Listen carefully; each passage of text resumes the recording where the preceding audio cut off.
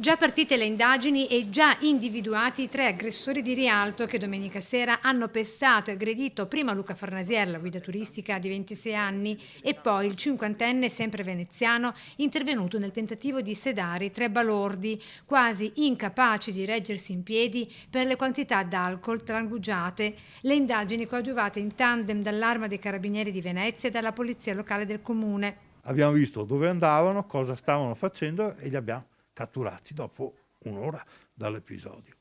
Ecco, chi erano questi 3 soggetti? 3 ragazzi, 2 maggiorenni e un minorenne, originari di un comune della provincia e che erano ubriachi sostanzialmente. 17 anni, 21 e 26 anni, l'età dei 3 aggressori, tutti di Milano. Dei 3 al momento soltanto il 21enne è stato denunciato a piede libero, con le indagini ancora in corso. La brutale violenza è scaturita per futili motivi. Motivi futili, motivi di poco conto.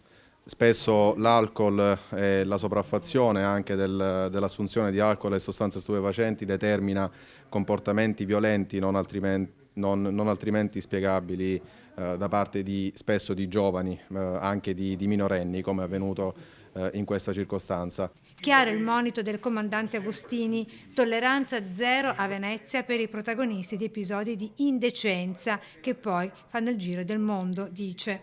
Ma questo non può trasformarsi che diventiamo la sede di tutti gli ubriachi della regione che vengono a far casino. Questo non è tollerabile. E non è tollerato, non solo non è tollerabile, ma non è neanche tollerato.